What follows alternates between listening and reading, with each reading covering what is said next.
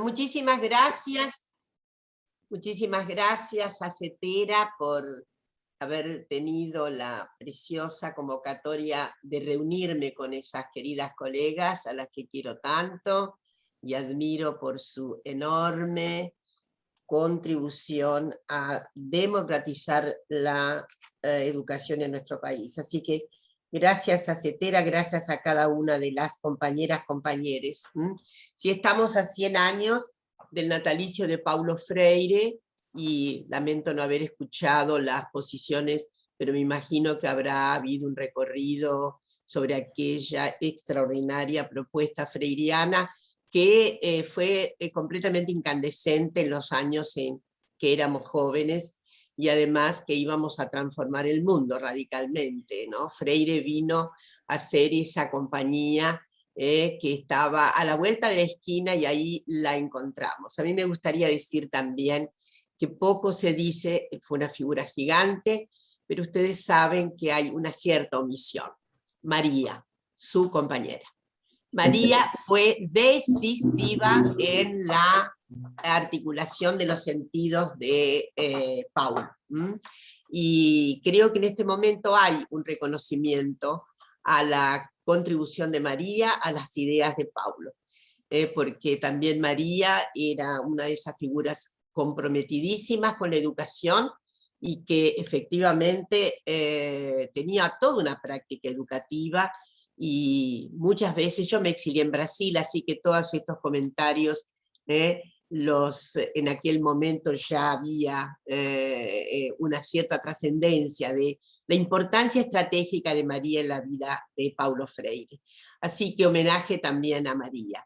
Y homenaje a los 15 años de la ESI. Ya estamos, una ESI adolescente, una ESI adolescente. Por lo tanto, yo voy a decirles algunas cuestiones que he repetido muchas veces, y una de ellas es que la primera quiero hacer un reconocimiento antes que entrar en el foco de la cuestión. La ESI sobrevivió esta temporada durísima en el cuaterno anterior gracias al compromiso de los docentes y a las interpelaciones de los alumnos. Si no, no hubiera habido evidentemente sobrevivencia de la ESI, porque efectivamente las conmovisiones ideológicas y políticas que hubo entre finales del 2015 y 2019 van a contrapelo, fíjense qué notable, de la libertad humana integral. Van a contrapelo de la libertad humana integral. Entonces, como van a contrapelo, las configuraciones de derecha se han constituido hoy, efectivamente, con un significado que antes no tenían, pero que cada vez es más arrojado y más expreso. Quiero decirles algo. En el pasado las derechas tenían, obviamente, reunían mentalidades reaccionarias, conservadoras, etcétera, que tenían preconceptos, que había una amalgama de preconceptos sobre la sexualidad, sobre las sexualidades más libres, y sobre, obviamente, qué hablar sobre lo que llamamos disidencias, diversidades y demás. Pero resulta que hoy eso se ha constituido en un programa. Antes era posición ideológica, era una posición intersubjetiva, digamos así. Pero hoy hay un programa contra el feminismo y contra todo lo que revela el reconocimiento de ciudadanía, el estatuto de derechos humanos fundamentales compartidos para las personas de identidad diversa. Y esto es lo que nos preocupa.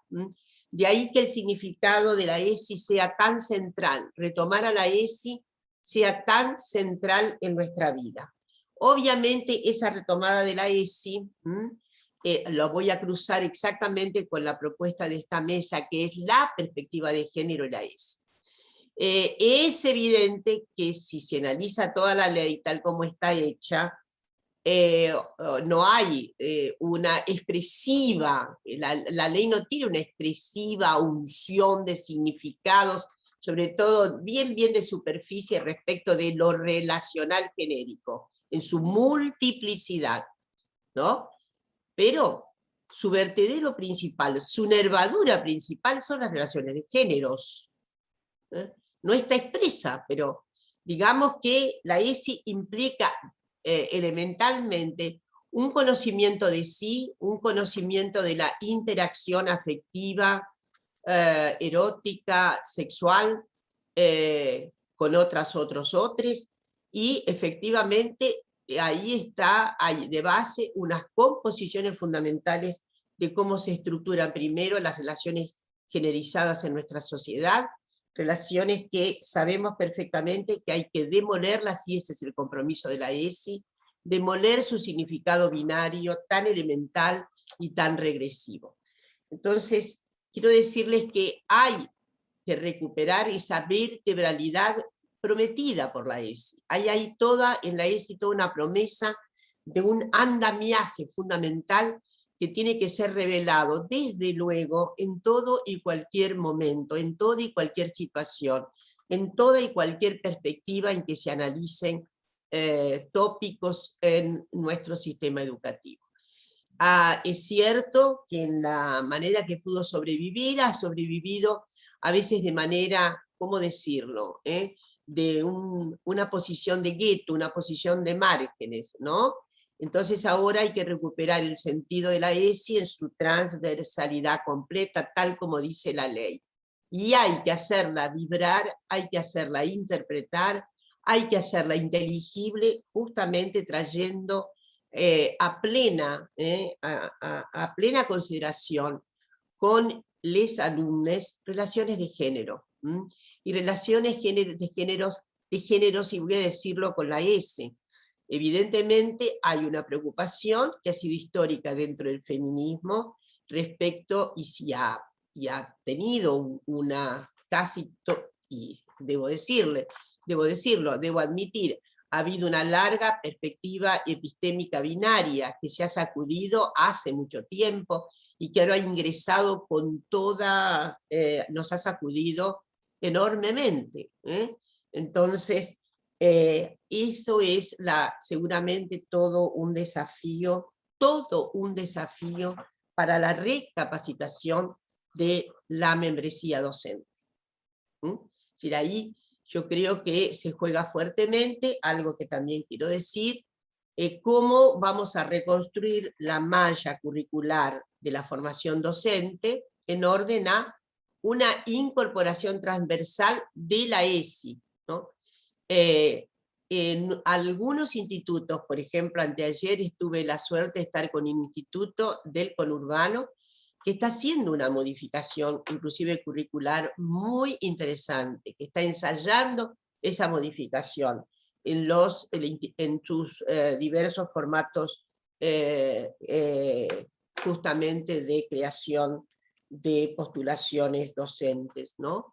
Entonces hay que repensar, y ahí viene mi cuestión, cómo la ESI, además de unas notas relacionales con la ESI, por ejemplo, en biología, por ejemplo, en historia, por ejemplo, en general, en ciencias sociales o en cualquier cuadro situacional, informativo, formativo del sistema, estoy pensando sobre todo en este momento en el nivel primario y en nivel medio, cómo hay la posibilidad de recomponer esto de manera más compleja y al mismo tiempo de transmitirla de la manera más,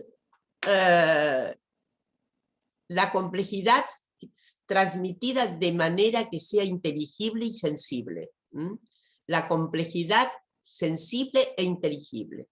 Yo le apuesto mucho a un estado de sensibilidad nueva, desde luego en primer lugar a nuestros compañeros docentes, en el sentido de que efectivamente, para que haya un vibrato particular de transversalidad en todos los tópicos, tiene que haber un nuevo estilo de sensibilidad, tiene que haber un nuevo proyecto de sensibilidad. A mí siempre se me ocurre, y lo digo como gente de la vida, lo digo en mi experiencia vital, y lo digo en mi experiencia académica, y en mi experiencia como investigadora. Si no tenemos sensibilidad frente al objeto que vamos, no es posible, si no hay un estado emotivo también. Ustedes saben que la emoción se cruza absolutamente con la intelección. Entonces ahí tiene que haber un propósito nuevo, una cierta conmoción. Para que haya, estoy pensando desde luego en la gran modificación de la malla curricular, pero mientras esto no ocurre, ¿cómo van haciéndose transversales estas cuestiones dentro de cada materia? Y pongo dos, hace poco escribí sobre esto en relación a cómo debe hacerse, qué esperamos de una conversión, de una transformación de la malla curricular, y voy a poner dos ejemplos, la biología y la historia. Si la biología no conversa entrañablemente con los postulados de la ESI, ¿está claro? Si la ESI no interviene en la postulación de la biología, en un entramado, en el que la ESI no es contingente, ¿se entiende? En los contenidos de la ESI no son contingentes a la biología, porque la biología hay que hacerla, hay que recuperarlo en su sentido de dimensión fundamental relacionada con la condición humana. Una de las propuestas más importantes que tenemos para la transformación de la biología es cómo dialoga con la cultura. ¿Cómo lo biológico dialoga con la cultura? Quiero decir que hay un acierto, voy a meterme más para que se entienda lo que quiero decir, hay una cierta estereotipación de cómo se da la biología, como efectivamente, como primero, a veces como si diera normas a la vida, ¿no? Y ahí voy a aprovecharme de un gran epistemólogo francés al que hay que retomar, que fue Georges Canguilhem. Cuando escribió esto no había ninguna postulación de género, no había movimiento LGTB, etcétera, etcétera, no había esto, y Canguilhem vuelve a repensar lo normal y lo patológico, en un sentido que todavía ilustra muchísimo a nuestras concepciones, ¿no? Cuando él finalmente, aquella cuestión extraordinaria en la que voy a leer algo, a propósito, porque quiero dar el ejemplo de cómo la ESI tramita, ella tiene que tramitar relaciones entre las posiciones sexogenéricas, entre las orientaciones de la sexualidad. Canguilhem dice, el estado patológico no puede ser denominado anormal de un modo absoluto, sino anormal dentro de una relación con una situación determinada. Porque recíprocamente ser sano y ser normal no son equivalentes. Porque lo patológico es una especie de normalidad, ¿se entiende? Miren, 1943. Una agudeza impresionante. Era epistemólogo de las ciencias naturales, era filósofo, claro. Entonces hay ahí, fíjense lo que quiero decir con esto, que hay que desentrañar de la biología una ficcionalidad que Moscovici podría decir es la historia humana de la naturaleza, ¿no? Le ponemos a la biología normas que son nuestras. Normalizamos la biología.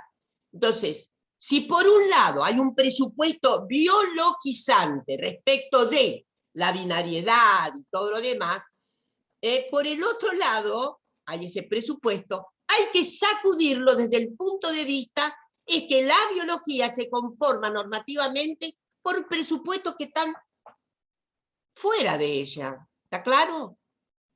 Esto es una de las cuestiones que parece tan difícil, pero me parece que son las que deben ser entrañadas para rediseñar una enseñanza de la biología a otra. Una enseñanza de la biología despojada de la idea normativa también. O sea, tenemos que despojar a nuestras concepciones sociales, antropológicas, etc. Ahora, querida, estamos los 15. ¡Ay! ¿Ven? 15 minutos. Y todavía 15 minutos. está. Entonces, 3 minutos más. He puesto esto porque sé que es una de las consideraciones más difíciles de hacer. De la historia no me quiero ocupar porque eso es muy fácil ver cómo la historia ha excluido a las mujeres, ha excluido a las diversidades, etc.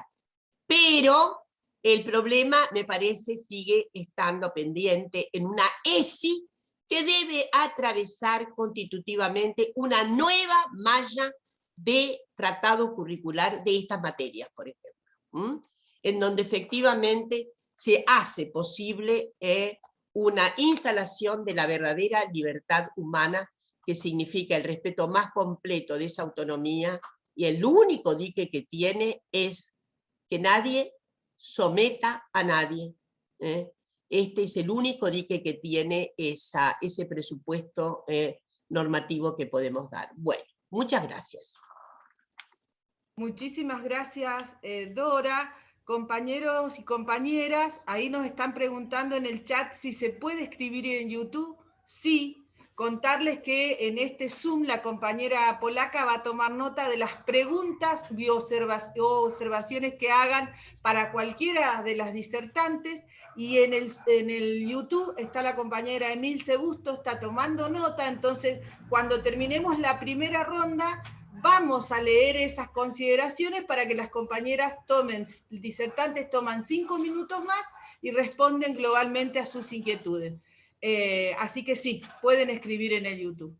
Compañeros, pasamos a la segunda disertante que nos orgullece recibir, que ya la hemos escuchado en otras oportunidades, la CETERA la han convocado, la compañera Ana Garcedo Cabañas. Es una investigadora y activista feminista española, especializada en violencia contra las mujeres en América Latina y economía feminista. Reside en Costa Rica. Es autora, junto con Montserrat Zagot, de la primera investigación sobre femicidio en Costa Rica. Preside CEFEMINA, un centro feminista de información y acción. Coordena la Red Feminista de Centroamérica de Violencia contra las Mujeres, y Observatorio Centroamericano para la Erradicación del Femicidio. Y entre las apreciaciones que nos ha adelantado, que la hemos escuchado, la violencia contra la mujer como un problema social de elevada magnitud y pautado en la desigualdad de género. La violencia contra las mujeres como un problema de poder, específicamente como el desbalance de poder entre géneros. Y una cosa muy alentadora: las mujeres que viven violencia son capaces, son fuertes, sanas y éticas. Compañera Ana, tenés la palabra. Muchas gracias, Susana, por esta introducción que me abruma un poquito. ¿Verdad? Bueno, ya saben que estoy hablando desde Costa Rica, y antes que nada le quiero agradecer a CETERA, a Sonia, a la polaca, que me han acusado esta invitación a participar de este congreso, que a mí, francamente, tengo que confesar que me da mucha envidia, porque hace unos días recibí un correo diciendo que como ya había más de 10.000 inscripciones, tenían que cerrar la inscripción, y yo digo, ay Dios mío, ¿cuándo tendremos nosotras en Costa Rica un congreso de este calibre, verdad? Es como un sueño, la verdad es que es como un sueño, pero cierto es que obviamente Costa Rica es un país mucho más pequeño, y que Argentina tiene una trayectoria sindical y una fuerza sindical que es notable en todo el continente, ¿verdad? Sin embargo, yo quiero decir que los sindicatos de la educación en Costa Rica también son fuertes, ¿verdad? Son fuertes, son claros, son beligerantes, han encabezado las luchas del 2018 contra una reforma fiscal profundamente regresiva que la estamos sufriendo en este momento. Fue una lucha heroica realmente, o sea, porque duró meses, y lo encabezaron los sindicatos de la educación. Y yo, como feminista, mi organización CEFEMINA y el espacio en el que yo comparto con otras feministas, que se llama Mujeres en Acción, nos sentimos muy cerca de las educadoras y los educadores y sus sindicatos, en particular de la ANDE y del SEC, que forman parte de la IEAL. Y ya de paso, pues también quiero agradecer a la IEAL porque nos encargaron un trabajo en CEFEMINA, algunas de ustedes lo deben de saber, y eso me está dando a mí la oportunidad de conocer personas y organizaciones sindicales a las que tengo gran respeto y admiración, ¿verdad? En particular en Argentina, pero también en el resto del continente, ¿verdad? Entonces, de verdad, los agradecimientos nunca serán suficientes. Además que aprendo un montón. Muchísimas gracias, Dora, porque me acaba de encantar tu presentación, y ya estoy como que fuera tu alumna, ¿no? En clase. Bueno, lo primero que quiero decir es que no pretendo hablar de educación sexual integral en Argentina, ¿verdad? Sería un atrevimiento de mi parte en un congreso como este, ¿verdad? Hablar sobre la educación sexual en Argentina con ustedes, ¿verdad? Que han sostenido esa ESI, que nos recordaba la Dora, en los tiempos más difíciles, ¿verdad? Lo que yo quiero hacer es compartir algunas reflexiones que siempre la educación sexual integral me ha provocado. Y bueno, la verdad es que nunca las he compartido mucho y a lo mejor sirve de algo que las comparta con ustedes en este momento en voz alta, ¿verdad?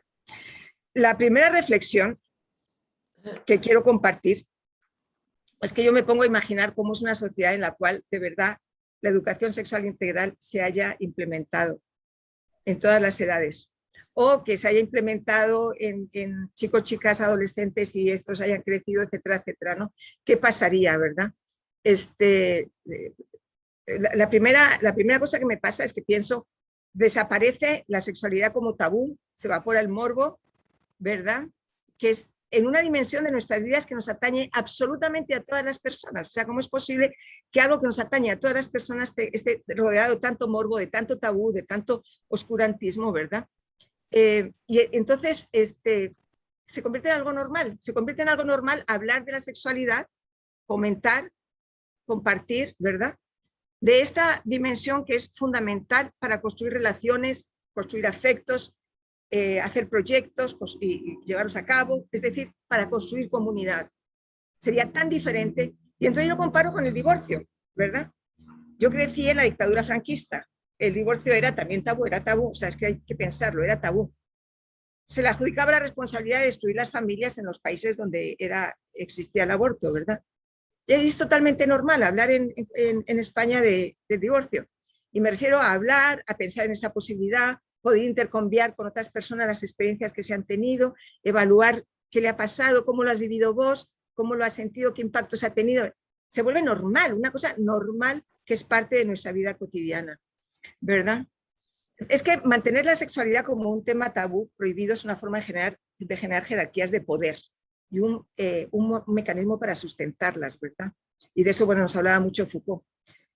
Porque si hay quienes pueden hablar de sexo, quienes saben sobre él, entonces saben lo que es bueno y malo, lo que estaba hablando también ahora Dora, lo normal, lo que se establece como norma. Entonces se decide qué es aceptable, qué no lo es. En definitiva, esa norma lo que hace es administrar vidas, ¿verdad? Y de eso las iglesias saben mucho sobre esto, ¿verdad? Entonces, mantener esa sexualidad como un tabú lo que favorece es precisamente esa existencia de jerarquías de alguien que nos administra nuestras vidas, o se considera con derecho a administrar nuestras vidas, ¿verdad? Entonces concluyo que la educación sexual integral universal, ¿verdad?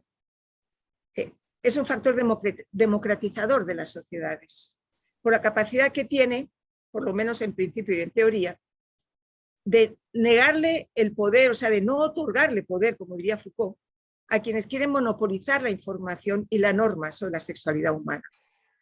Se podría decir que toda educación universal es en general un factor democratizador, pero podemos aceptar que haya personas expertas en astrofísica, por ejemplo, y que no lo seamos todas, ¿verdad? Pero con la sexualidad todas las personas deberíamos de ser expertas en nuestra sexualidad, o irnos construyendo como expertas, o irnos formando como expertas en nuestra sexualidad, porque si otras personas se otorgan el derecho de conocerla y normarla, deciden sobre nuestras vidas. Y las mujeres lo sabemos muy bien, ya que no se nos ha considerado sujetas éticas capaces de tomar decisiones correctas, y entonces otras personas deben tomar decisiones por nosotras.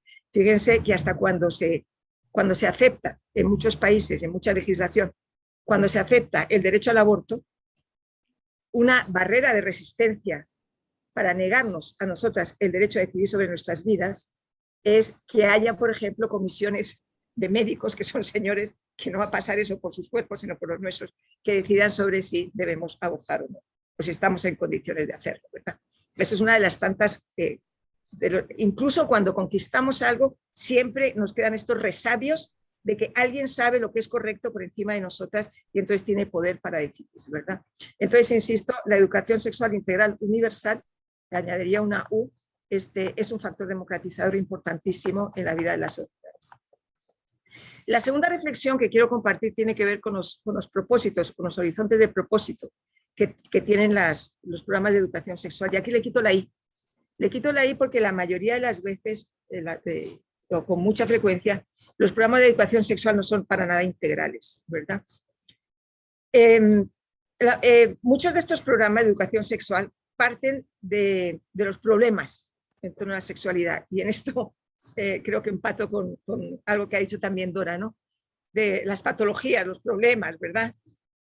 Sobre todo cuando se trata de la educación sexual dirigida a niños, niñas y adolescentes.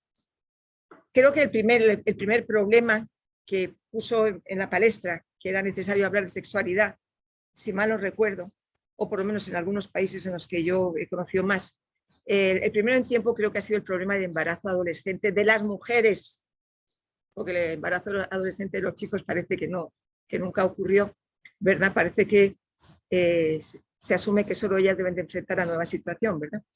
Y las enfermedades, las infecciones de transmisión sexual, ¿verdad? Esto, por supuesto, además, más preocupante todavía con la aparición del VIH, ¿verdad? Pero partieron de ahí, o sea, las primeras formas de convencer a la sociedad que era necesario hablar de sexualidad con niños, niñas y adolescentes era porque, bueno, es que las chicas pueden quedar embarazadas o pueden adquirir enfermedades, ¿no? O sea, desde la patología, ¿verdad? Más recientemente hemos añadido otras preocupaciones que son también problemas, ¿verdad? Que son las que están vinculadas con la violencia sexual en esas múltiples y creativas expresiones que la violencia sexual tiene, ¿verdad? El acoso sexual, la violación, el hostigamiento homo, lesbo, bi, trans, interfóbico, la explotación sexual, la trata para explotación sexual, etcétera, ¿no? El punto es que abordar o tener como horizonte de preocupación o de interés los problemas que están vinculados con la sexualidad, o tenerlos por lo menos como los únicos, convierte a niñas, niños y adolescentes. Aquí es que me estoy refiriendo fundamentalmente a los programas de educación sexual de niñas, niños y adolescentes, ¿verdad? Convierte a estos niños, niñas y adolescentes en motivo de preocupación del mundo adulto y por lo tanto los convierten en objetos, no en protagonistas, no en personas sujetas, ¿verdad? Y yo pienso que la educación sexual integral debe tener como horizonte la construcción de personas, el ayudar, el acompañar a descubrirse como seres humanos, capaces de vivir en sociedades alcanzando el mayor nivel individual y colectivo de bienestar y felicidad posible. Y claro que entonces para esto se requiere de información científica, de formación en respeto a los derechos propios y ajenos, pero se requiere también involucrar la subjetividad de las identidades y el placer. Algo que yo creo que ustedes lo tienen claro por lo que ya he escuchado, ¿verdad? Es indispensable. El placer queda por fuera de la ecuación de la educación sexual, no va a ser integral. Y el resultado es que o se forman personas que hipotecan su bienestar entregando el poder sobre sus vidas a los supuestos conocedores que establecen las normas, o se continúa alimentando el mundo de los mitos y los tabúes y la búsqueda por algún lugar que normalmente no es como muy apropiado de respuestas a las preguntas que se hacen chicos, chicas y adolescentes, ¿verdad? La tercera reflexión, y con esta quiero cerrar, que además deriva de las anteriores, ¿verdad? Es que no es de extrañar la centralidad que tiene la sexualidad para las corrientes políticas más conservadoras. Y no me refiero tanto a las tradicionales, ¿verdad?, sino a las que son de formación más reciente. Me refiero a esas alianzas cada vez más comunes en nuestro continente entre sectores políticos de derecha, neoliberales a ultranza, con las iglesias, por ejemplo, las evangélicas más fundamentalistas, no todas, ya sabemos que no, pero las más fundamentalistas. Este matrimonio sabemos que proviene de Estados Unidos y es una fórmula que cada vez más se trata de imponer abiertamente en nuestros países. Pasaron la etapa en que estaban haciendo, como quien dice, entrismo, ¿verdad? Están ya abiertamente, en Centroamérica es clarísimo, en Brasil, en Bolivia, en Costa Rica les quiero decir que en el año 2018 casi tuvimos un presidente evangélico fundamentalista, que atacó, por supuesto, todo lo que tiene que ver con derechos sexuales, derechos reproductivos, negacionista de los derechos humanos, obviamente, ¿verdad? La sexualidad, pero yo me he preguntado por qué es tan central, ¿verdad?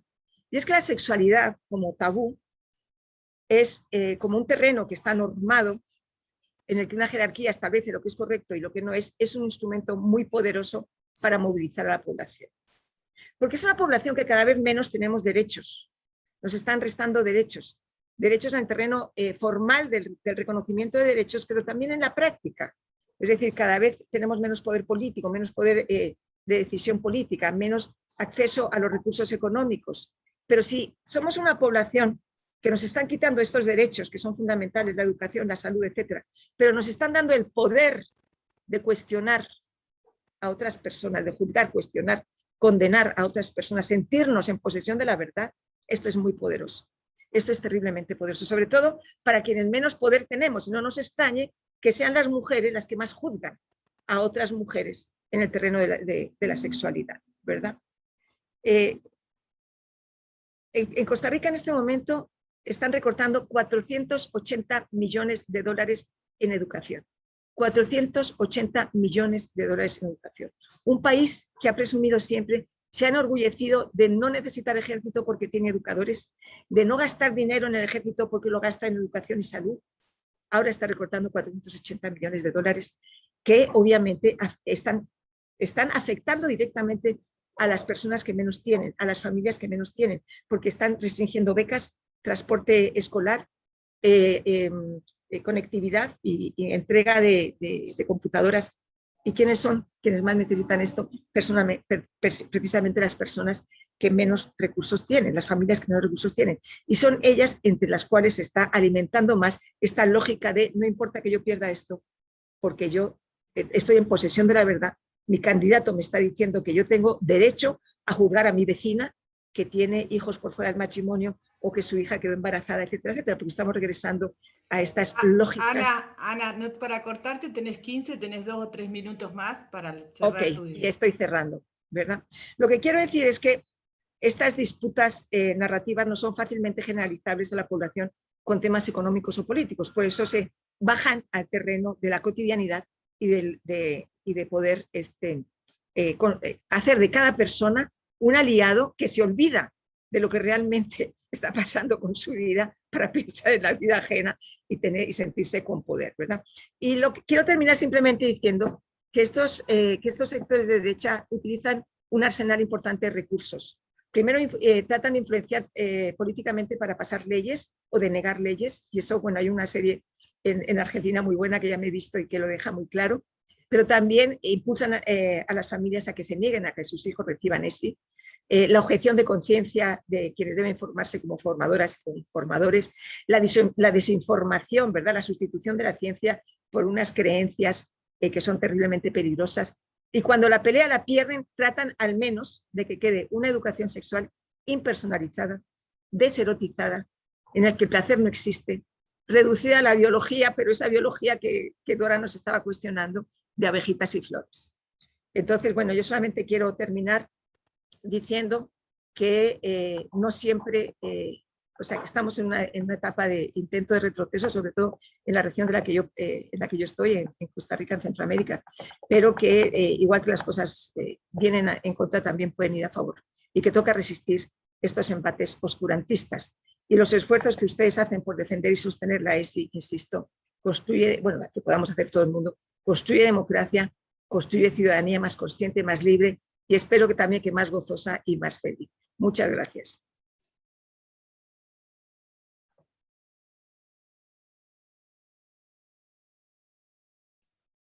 Muchas gracias, compañera. Queríamos decirle, bueno, que la CETERA, en el marco de la Internacional de la Educación para América Latina, y a exponer la compañera Gabriela Sancho, coordinadora regional de la Internacional de la Educación para América Latina. Si puede, se va a sumar más tarde, y si no, la tendremos con todo honor en otra oportunidad, pero queremos aclarar que la CETERA participa, nuestro presidente en la Internacional de la Educación es el compañero Hugo Yasky, y nuestra secretaria general, la compañera Sonia Alieso, es miembro de la Internacional de la Educación de Bruselas. Y en este sentido, comentarles que formamos parte de la red de trabajadoras de la educación de la IAL, en donde la ESI también es punta de lanza, retomando lo que estaba hablando Ana, porque si bien nosotros tenemos en nuestro país un gobierno nacional, popular, democrático y feminista, no es la misma realidad en toda América Latina, es de conocimiento de todas y todos los compañeros que estamos en esta mesa de alto impacto. Eso decirles porque esta mesa va a ser una de las puntas de lanza que también se van a llevar a la red, y el enorme agradecimiento a Gabriela por todos los aportes que hace junto con compañeras de todas las secretarías de género de la CETERA, y agradecer especialmente a Susi por toda esa construcción que viene teniendo en ese marco. También contarles, queridas y queridos compañeros, que tenemos el orgullo de tener la Escuela Popular Estela Maldonado en convenio con el Ministerio de Mujeres, Géneros y Diversidad de la Nación, lo cual nos, como política pública, y el Ministerio de Mujeres de Provincia de Buenos Aires, que lo representa la compañera Estela Díaz, y a nivel nacional Elizabeth Gómez Alcorta. Con ambas venimos articulando fuertemente, y en la Escuela Popular también uno de los ejes vertebrales, en el sentido que hablaba Dora, es la ESI. La ESI como punta de lanza, y con esta reestructuración y con la afectividad y la sensibilidad política necesaria en estos tiempos que estamos transcurriendo. Agradecer, nada más que el agradecimiento como parte de las condiciones laborales que también tenemos los trabajadores y trabajadoras, y que merece no solo para nuestras panelistas, sino para nuestros compañeros, compañeras y compañeros, y que sabemos que la formación, la capacitación pedagógica, política, y feminista que nos estamos dando, va a dar frutos, esas semillas de las que se habla en una educación emancipadora, en lo que decía Dora de la libertad, la importancia de la libertad.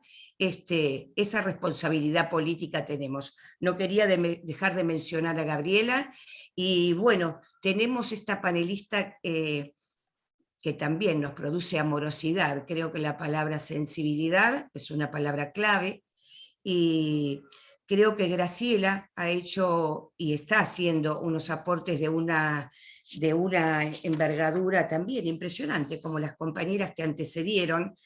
Me toca presentar a la compañera Graciela Morgade, docente, investigadora y militante de la ESI. Militante de la ESI, y me emociona porque la militancia es la columna vertebral de nuestras organizaciones sindicales, ¿no? Es decana de Filo-UBA, subsecretaria de Participación y Democratización Educativa del Ministerio de Educación de la Nación, por una educación, por una escuela popular. Es formadora social de trabajadoras de la educación y de organizaciones sindicales y sociales. Una de sus TIC claves son toda educación es sexual, la ESI como proyecto social, y la interseccionalidad como práctica y herramienta de análisis. Y creo que de las frases más importantes de Graciela, que sintetiza su pensamiento y su construcción continua y permanente, es que la educación sexual integral se trata efectivamente de un proyecto de justicia social y de profunda democratización de la vida. Muchísimas gracias, Graciela, tenés la palabra. Bueno, gracias a CETERA, Polaca, Susana, Rafael, bueno, gracias por la invitación. Un gustazo estar aquí con Dora y con Ana, mucho gusto, Ana. Bueno, a propósito de los 100 años del natalicio, voy a volver a Paulo Freire, y voy a volver a Freire porque, bueno, en esto de ir modelizando y de alguna manera también ensayando diferentes alternativas para poder pensar a la ESI. Bueno, últimamente con el colectivo que integro en la Facultad de Filosofía y Letras, que es Mariposas Mirabal, un colectivo de docencia, investigación, militancia, extensión, una manera de pensar la universidad que siempre siempre sostengo, ¿no? Como que nombro porque también las universidades son parte de esta gran epopeya de la ESI, cuando, bueno, ensayamos un poco los antecedentes, ¿no? Haciendo honor feminista, como feministas que somos, a las historias, a las tradiciones, a cómo llegamos acá, bueno, decimos, la ESI es de alguna manera un campo que es producto que abreva por lo menos en 3 historias, ¿no? O en historias de 3 problemáticas. Por un lado, la historia de los movimientos feministas, los movimientos posteriormente LGTBIQ+, o de la disidencia sexual, en sus diferentes facetas, en sus diferentes discusiones, porque sabemos que esos movimientos han tenido lo que se usa como la metáfora de la ola, que yo creo que Ana está hablando del reflujo de la ola, ¿no? La metáfora de la ola es el avance, y también la ola tiene un momento de reflujo en el que hay que cuidar los derechos conquistados.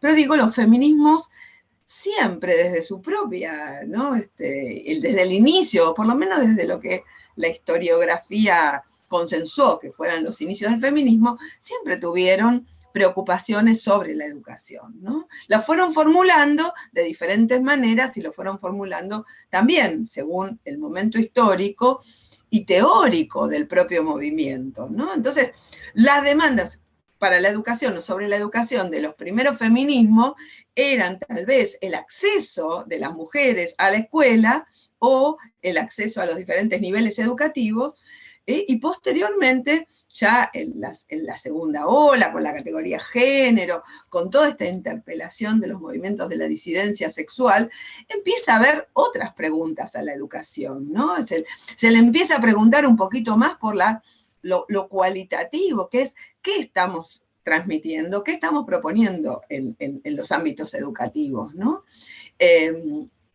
Pero la educación sexual en sí también tiene una historia. Y como decía Ana, la educación sexual en la Argentina, además de que empieza en el siglo XX también muy tempranamente, está absolutamente ligado con el higienismo y está ligado con una mirada que de alguna manera está atravesada por la moralización, ¿no? O sea, la sexualidad como tabú y la educación sexual como un mecanismo, una herramienta para prevenir infecciones, prevenir embarazos, y eso forma parte de la historia de la ESI. Porque también son, los contenidos contra los cuales la ESI tiene que contraponerse, o en todo caso, que tiene que incorporar en una nueva plataforma, ¿no? Entonces, la educación sexual también tiene una historia. Inclusive en la Argentina hubo alguna liberalización, básicamente en los 70, en los 60 y los 70, cuando entra un discurso más psicológico, más psi, diríamos, en donde, también se empieza a intentar desdramatizar y en todo caso salirse del adultocentrismo que muchas veces orienta nuestras prácticas, que es pensar en perversiones infantiles cuando en realidad se trata de una curiosidad infantil, ¿no? Pero digo, la educación sexual también tiene una historia. Y las pedagogías, y en particular las pedagogías críticas, son, desde mi punto de vista, una tercera rama en donde abrevamos desde la ESI. Y las pedagogías críticas tienen en Paulo Freire un pensador, un militante, ¿no? Y un pedagogo fundamental, hasta tal punto que lo que hoy conocemos como pedagogías feministas reconocen la inspiración, la orientación en las pedagogías freireanas, ¿no? Sobre todo la pedagogía de la esperanza de Paulo Freire. Sabemos que en Pedagogía de la Esperanza, Paulo Freire reescribe de alguna manera la pedagogía del oprimido, subraya, ¿no? Y retoma una fuerte, una fuerte interpelación a construir relaciones pedagógicas basadas en la memoria, basadas en bueno, en el reconocimiento y respeto por el ambiente, bueno, en intentar prevenir que los opresores quieran ser los oprimidos, ¿no? Y últimamente estuve escuchando algunas cuestiones de algunas candidatas en nuestro país tremendos, ¿no? Que dice los pobres quieren ser high society, por ejemplo. Pero hay algo de la pedagogía de la esperanza que me parece que es lo central para nuestro encuentro, que es la recuperación de los feminismos por parte de Paulo Freire, ¿no? Entonces, ¿qué dice Paulo Freire? Bueno, cuando escribí La pedagogía del oprimido, no me di cuenta, o en todo caso no estaba en la discusión pública la lucha de los feminismos de las mujeres, y en todo caso en Pedagogía de la Esperanza recupera fuertemente esta idea de que no hay una liberación, sino hay una lucha contra el patriarcado, ¿no? Y ahí las pedagogías críticas, entonces, bueno, abonan a las pedagogías feministas, que bueno, que creo que de alguna manera son el punto en que hoy nos encontramos, ¿no? Pensando a la ESI desde feminismos populares, feminismos interseccionales, desde las pedagogías críticas, esta complejidad de la que hablaba Dora, bueno, de tradiciones, de lecturas, de entradas para pensar a la realidad, desde una perspectiva que es una perspectiva crítica, como es la perspectiva de género, y una perspectiva apoyada fuertemente en el respeto de los derechos, ¿no? Entonces, valga, bueno, mi tributo a Paulo Freire y al reconocimiento de que una y otra vez volvemos a leer. ¿Y qué leemos? ¿No? Segunda cuestión, ¿de qué va esta cuestión pedagógica feminista? ¿No?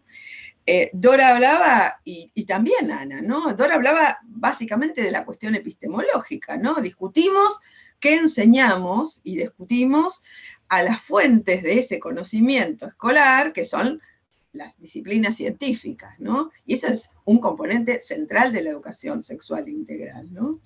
Discutimos las relaciones de poder, como dice Ana, y ahí, creo, entra esta perspectiva, que es que no solamente estamos, bueno, protagonizando una interpelación a las ciencias, también estamos procurando que la palabra circule, estamos procurando que las voces silenciadas puedan tener lugar en el currículum, o sea, en el currículum real, en lo que hacemos en las escuelas, que esas voces diversas, que esas voces deseantes, que esas voces que aportan experiencias, que son, bueno, y que en algún sentido las propias luchas feministas y de la disidencia sexual mostraron como formas de violencia, ¿no? O sea, experiencias que han padecido la violencia, experiencias que en algunos casos sabemos hasta llegan a abandonar las escuelas, ¿no? Porque, no, digamos, hay un silenciamiento, pero a veces hay una exclusión abierta de los ámbitos escolares. Bueno, es un proyecto, y por eso decimos que es un proyecto de justicia profundo, ¿no? Un proyecto muy radicalizado de justicia, de democratización, estoy totalmente de acuerdo con lo que dice Ana, pero en este carácter, porque la voz circula, y acordémonos lo que decía Freire, el educande y el educador, o el educador, que es a la vez quien educa es educade, en esa dialéctica en que nos vamos corriendo del lugar del saber. Bueno, desde la perspectiva de géneros, es una manera de alojar esa diversidad de la experiencia humana y sobre todo reivindicar las formas diversas de la experiencia humana como válidas en un contexto de derechos, ¿no? Y la última cuestión que quería subrayar, que es tal vez desde mi punto de vista más interesante, la más compleja, la que en todo caso me parece que tenemos que seguir pensando, y ahí también vuelvo a Freire, ¿no? Porque Freire era católico, o en todo caso pertenecía a la tradición del catolicismo, obviamente vinculado con la teología de la liberación, pero quiero decir, no estaba atado a las formas institucionales que también configuran a nuestra América Latina, que, bueno, que a veces hasta, yo diría, sin conocer demasiado, pero que se alejan un poquito de la letra del dogma y que pasan a ser estructuras de poder también, ¿no? Yo creo que el gran desafío que tenemos ahora mismo, y en perspectiva para adelante, las educadoras, los educadores, les educadores, es poder construir una convicción de que es posible compatibilizar el derecho que tienen los niños, las niñas a una educación sexual integral, tal como está definida en nuestro país, que está apoyada no solo en la ley de ESI, está apoyada en todo el plexo normativo vinculado con las identidades sexogenéricas, incluyo la ley de identidad de género, obviamente, y la ley de interrupción voluntaria del embarazo, la ley Micaela, y la ley anterior, que fue la ley de protección integral contra la violencia. Digo, tenemos un sistema normativo, tenemos un Estado que ha adoptado para sí ese plexo de los derechos humanos. Entonces, tenemos que poder, como docentes, trabajar individual, institucional y colectivamente, y esta es una tarea que también creo que la CETERA ha asumido y sigue asumiendo, muy difícil, compatibilizar ese derecho con el derecho de las familias, que también está consagrado en la Constitución, a profesar libremente su culto, ¿no? Porque, bueno, también es constitucional que las familias tengan sus religiones. Entonces, ¿cuál es el lugar donde nos ponemos como docentes? Que también tenemos derecho a profesar libremente nuestro culto. Entonces, ¿cuál es mi propuesta? Que reitero, es para discutir, para seguir pensando. ¿Qué es la escuela? Pensemos a la escuela como un lugar, y lo digo como pedagoga, lo digo en un sentido utópico, ¿no? Esas utopías que son nuestro horizonte, pero también en un sentido material. ¿Qué otro lugar tienen todo el pueblo, pero en particular los sectores populares? ¿Qué otro lugar tienen para construir las condiciones de posibilidad de una convivencia de paz, de una convivencia no violenta, del conocimiento y reconocimiento del otro, la otra, leotre, que no sea la escuela? Yo no creo que haya otra institución social que tenga en la realidad, que sabemos que está matizada, ¿no?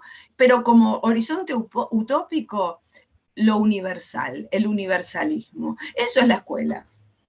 Y por supuesto la escuela pública, pero también es la escuela privada, porque las escuelas son parte del Estado, son Estado, aunque sean de gestión privada. Y en ese punto entiendo que nuestra ética docente tiene que volver una y otra vez a ubicarnos en el lugar de ser garantes de los derechos. Y estos son los derechos que tienen nuestros niños, nuestras niñas y les niñas, les jóvenes y les adultos que están en espacios de educación y educación popular, a veces educación de jóvenes y adultos, y desde el nivel inicial hasta la universidad. Y me parece, entonces, también como para plantear la discusión, que tenemos que intentar, procurar esta compatibilización de los derechos, porque los derechos tienen ese gran desafío, que es, bueno, compatibilizarse, y a veces hay tensiones, ¿no? Y a veces hay tensiones, claro que sí. Pero tenemos como docentes el enorme desafío de hacerlo, primero, para no pensar que las religiones son una amenaza para la ESI, gran desafío, ¿no?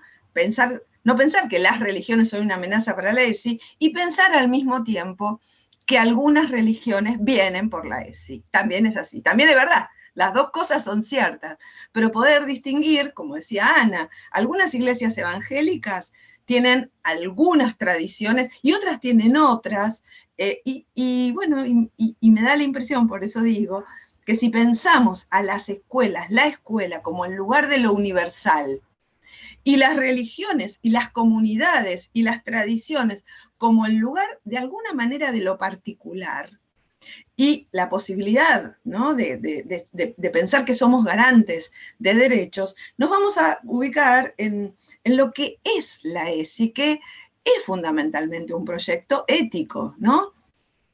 Porque la ESI, la ley, dice, bueno, ¿qué es lo integral de la educación sexual? Y con esto termino.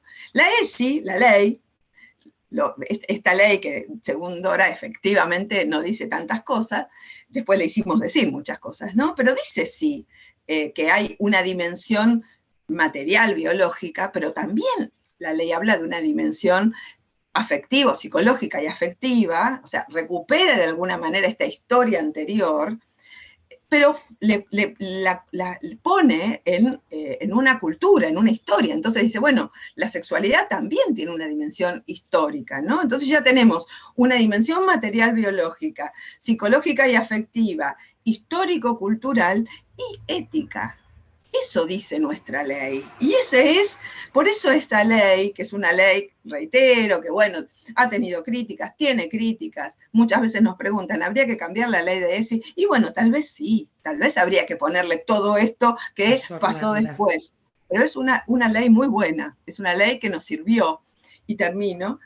La ley de educación sexual integral tiene en su definición la dimensión ética. ¿Y cuál es la ética? La ética es que cada uno, cada une, frente a sí misma y frente a otros y otras, pueda ser un sujeto de derechos y un sujeto de deseo. Y ahí entra el disfrute y el placer y las ganas de vivir y las ganas de construir, de la que creo que estuvieron hablando también las compañeras que me antecedieron. Bueno, gracias, dejo acá.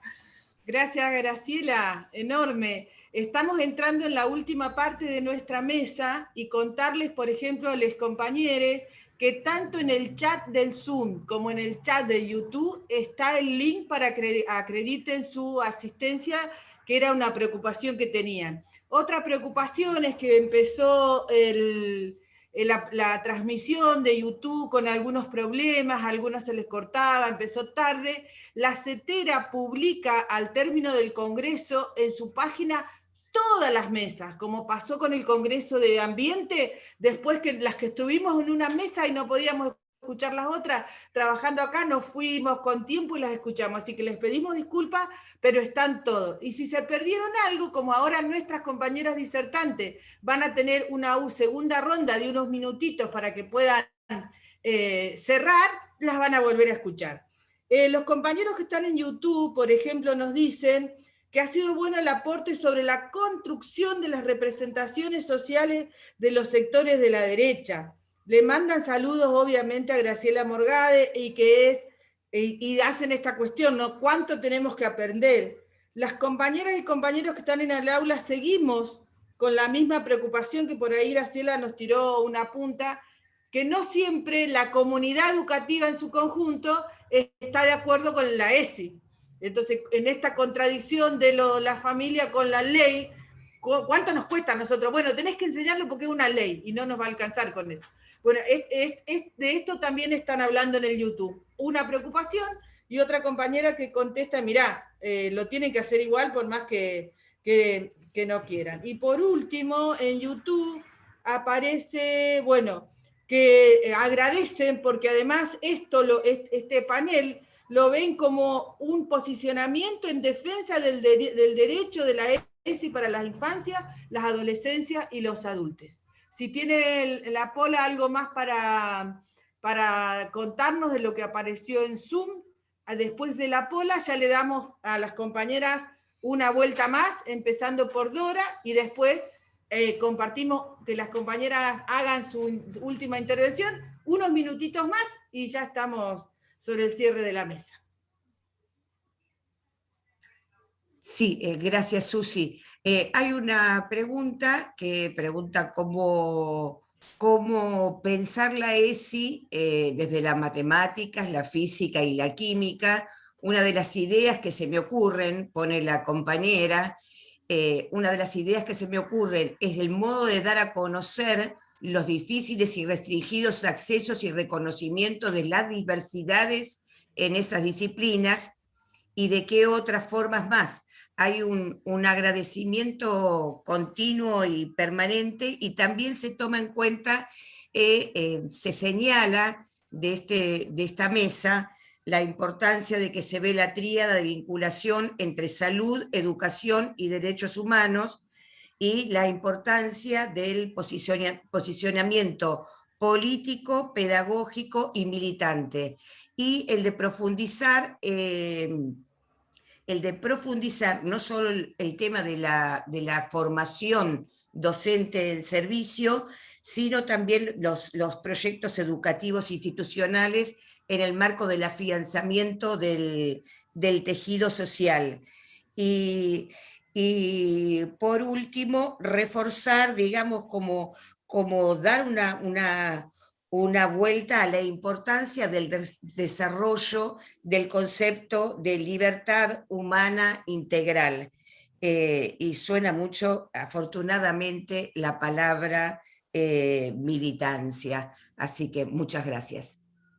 Bueno, vamos a agradecer antes de que comiencen las compañeras a Emilce Busto, que está en el Zoom, en el YouTube, mandándonos las inquietudes de los compañeros y compañeras que leímos, así que hacemos circular la palabra Dora, Ana y Graciela en ese orden.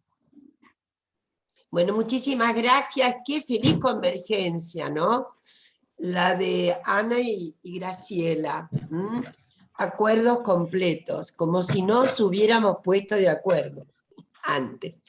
Bueno, yo voy a contestar rápidamente a esa colega tan interesante que dice cómo hacer esto en química, matemáticas y demás, y ella misma responde de modo bien ilocutivo, probablemente haciendo clara la inexistencia de la diversidad, haciendo clara la propia historia de esas ciencias de excomunica, aunque la química fue una de las primeras disciplinas que absorbió mujeres. Aunque les parezca mentira, la química en su historia tiene una amigabilidad bastante interesante con la posición femenina, es decir, había más mujeres estudiando química en 1920 que muchachas estudiando derecho, porque derecho es inexcusablemente la vertebralidad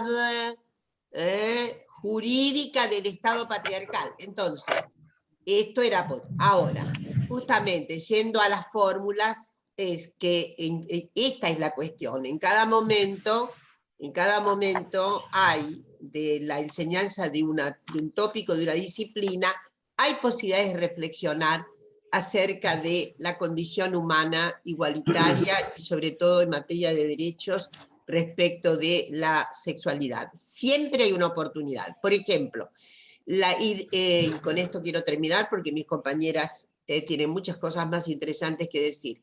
Por ejemplo, todavía es muy grande la exclusión de las mujeres dentro de las matemáticas, ¿no? ¿Por qué? Porque en general hay muchas profesoras de matemáticas, pero investigadoras en el área de matemática no las hay mucho menos. En el CONICET, por ejemplo, es una de las disciplinas que tiene déficit.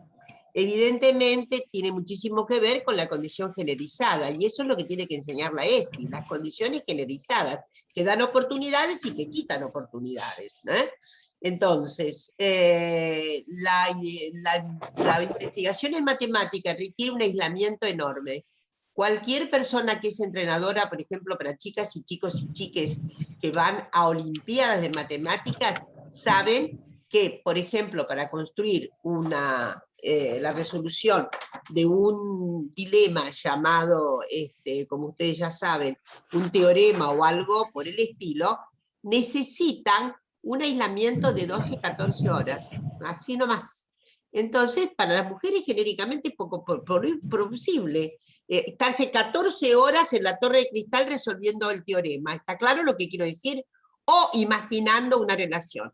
¿Por qué? Por, obviamente, condiciones generalizadas. Hay reclamos domésticos que van a hacerla bajar de la torre de cristal inmediatamente, ¿no? Esto es lo que hay que entender. Como además hay un constitutivo, eso no quiere decir que le rebajemos horas a las matemáticas. Quiero decir que hay que comprender los modos de exclusión que tiene. En fin, entonces, todo momento es oportuno para hablar de la verdadera libertad integral humana, que no es esa libertad que proclama la libertad de mercado, la libertad del individualismo individualista. La libertad que queremos es la libertad que se compromete fundamentalmente con la integridad y que no puede desabastecer las bases sociales de la libertad. Esto es lo que quiero decir, porque la libertad tiene bases sociales, no es. Entonces, somos más libres cuanto más cooperativos podemos ser, cooperatives, ¿está claro? Entonces, esta es la ética también a la que alude Graciela. La ESI es una ética del compromiso humano fundamental con la libertad y con la capacidad de resocializarnos en mancomunidad, no en individualismos torpes y obviamente aciagos, porque así le va a la humanidad. Bueno, eso es lo que quería decir. Gracias, gracias Dora. Sigue la compañera Ana. Bueno, una cosa muy breve sobre ciencias de la naturaleza. Mi formación básica es física. Estudié ciencias físicas en sí, yo le salí con todo años 60.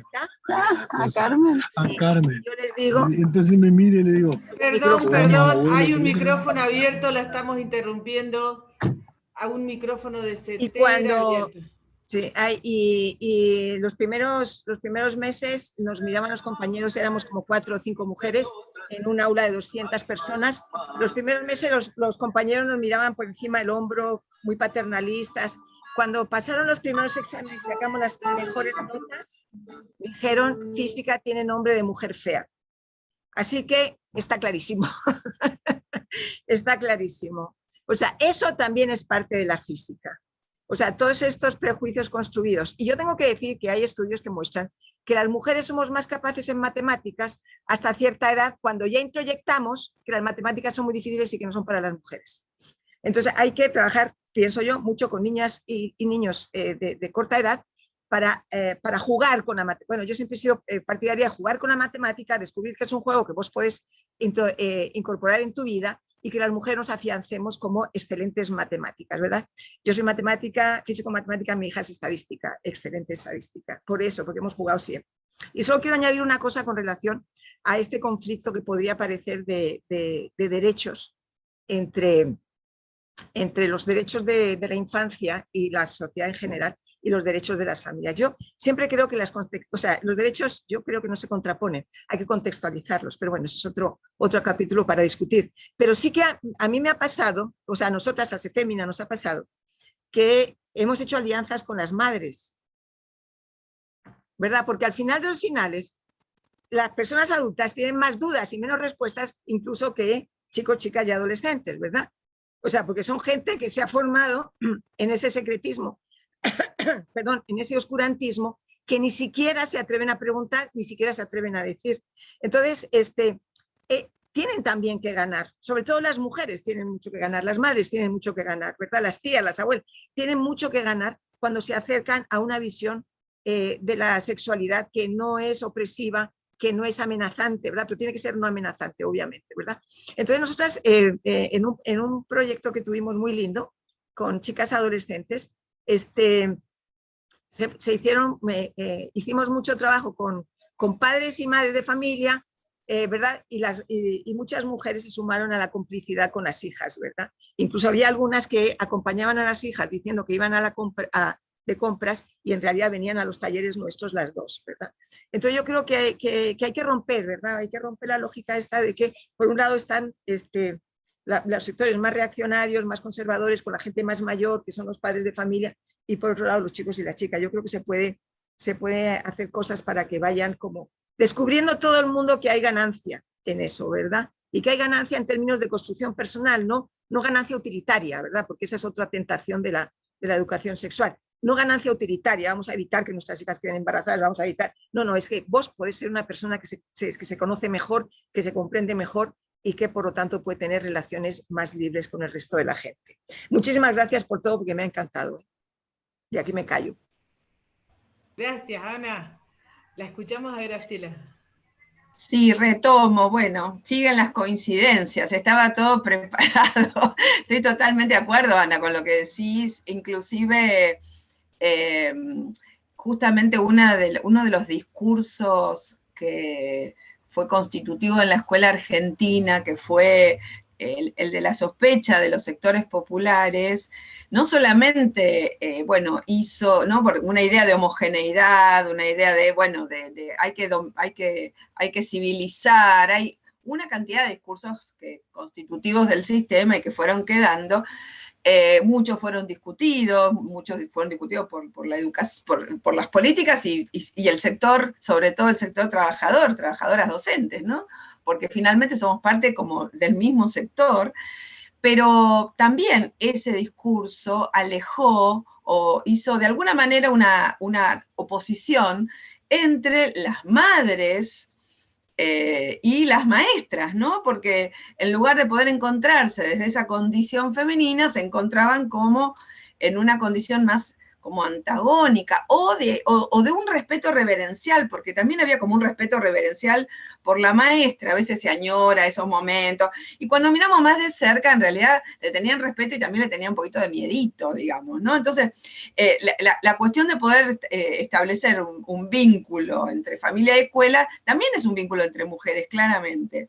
Y yo le agregaría, complementariamente a lo que traes, que estoy totalmente de acuerdo, la mirada sobre la propia condición femenina docente. Porque ahí también la educación sexual integral devuelve el espejo, ¿no?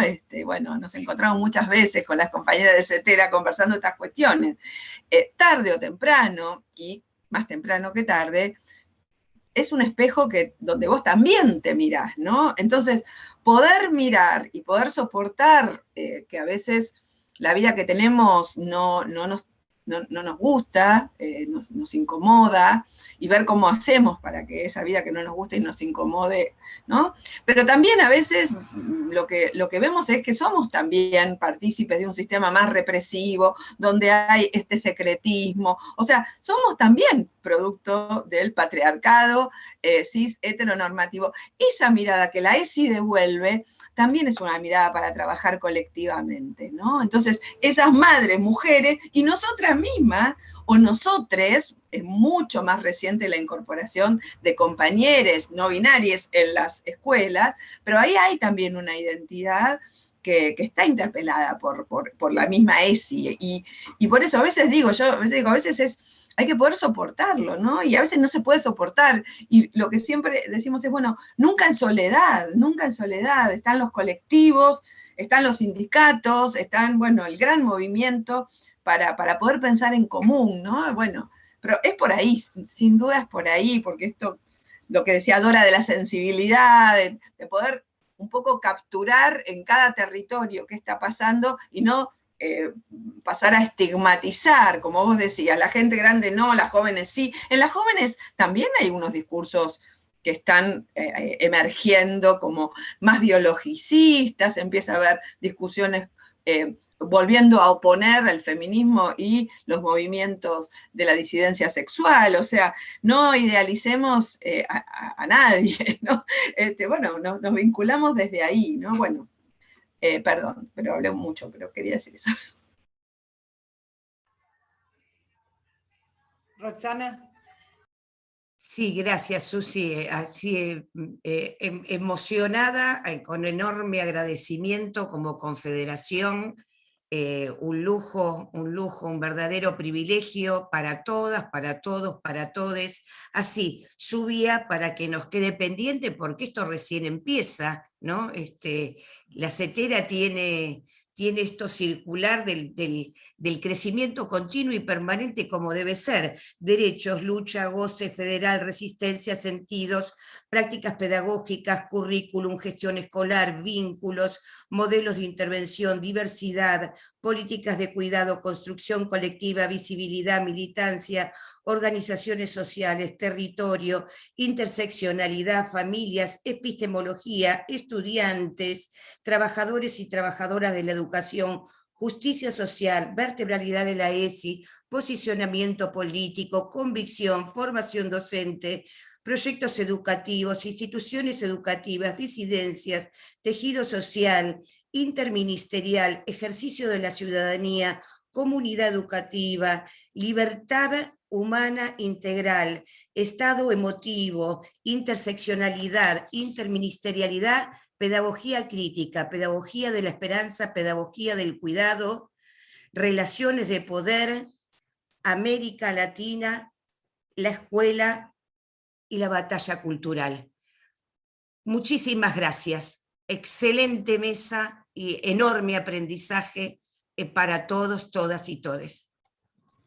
Gracias, Polaca, gracias, Emilce, gracias, Rafa, gracias a la CETERA.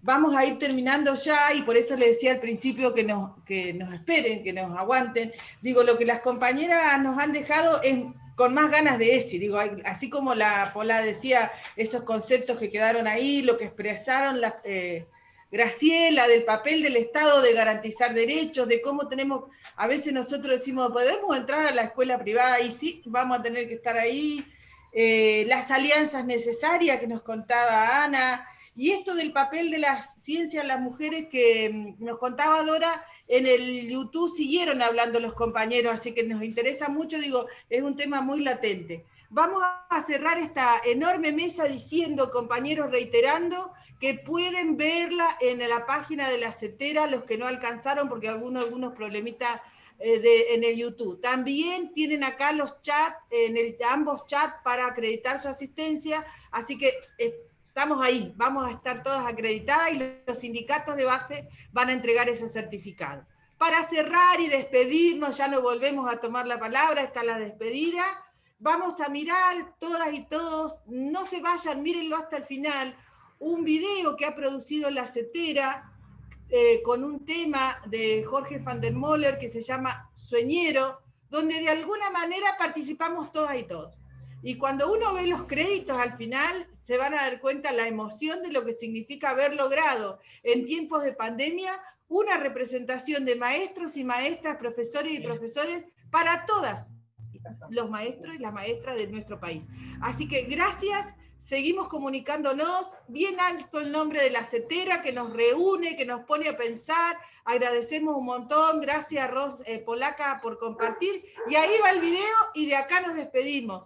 Gracias Dora, gracias Graciela, gracias Ana, excelentes compañeras, gracias a los que nos están mirando Dora por YouTube, muchas gracias a los que nos miran por YouTube. Hola. Gracias. Gracias. Ahí va el video, el Rafa nos convoca.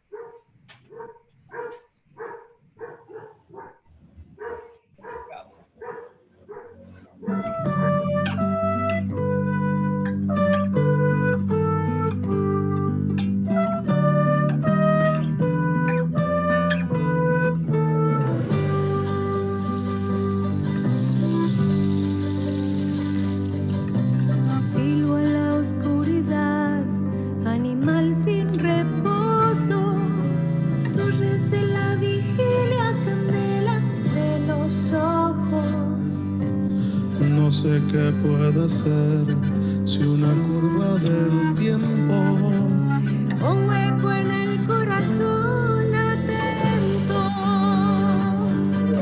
Trigo sobre el brocal para que coma el hambre. Y abajo el peligroso agujero de la sangre. No, yo no puedo ver más que la noche alerta y el misterio detrás de las puertas. Sueñero, jinete sin descanso. Sueñero sobre un papel en blanco. Sueñero, centinela de mi alma. Sueñero, duérmete y dame calma.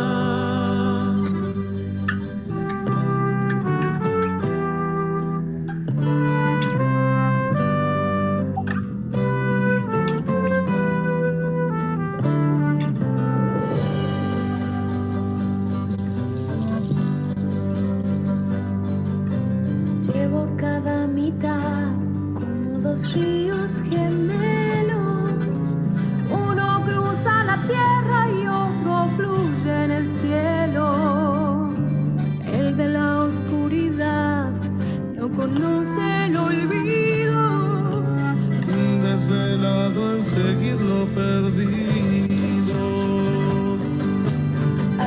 de toro azul, fatigado y sediento, de correr tras la nada como la luz y el viento.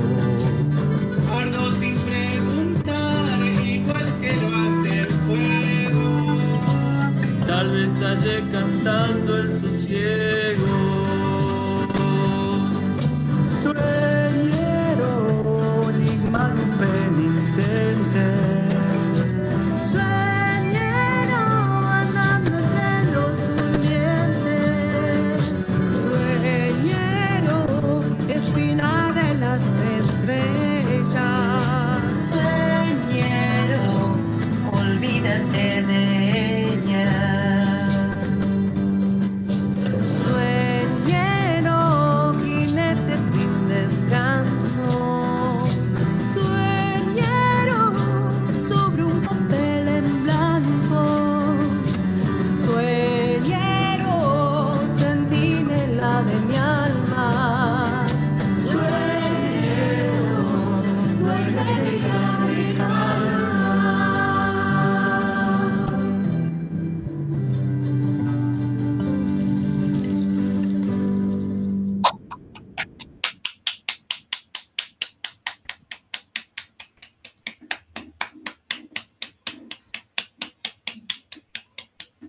Hermoso. Hermoso, hermoso. Precioso. Emocionante, piel de gallina. Ay. Y miren esos créditos de todo el país. De todo el país. Emocionante. Es súper, súper. coral. Hermosa experiencia. Gracias a todas y a todos. Un laburo de la CETERA enorme. Gracias, Cetera. Gracias. Chao. Abrazo a todos. Aguante CETERA.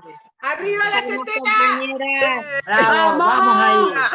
Vamos a la CETERA. Hermoso. Hermoso.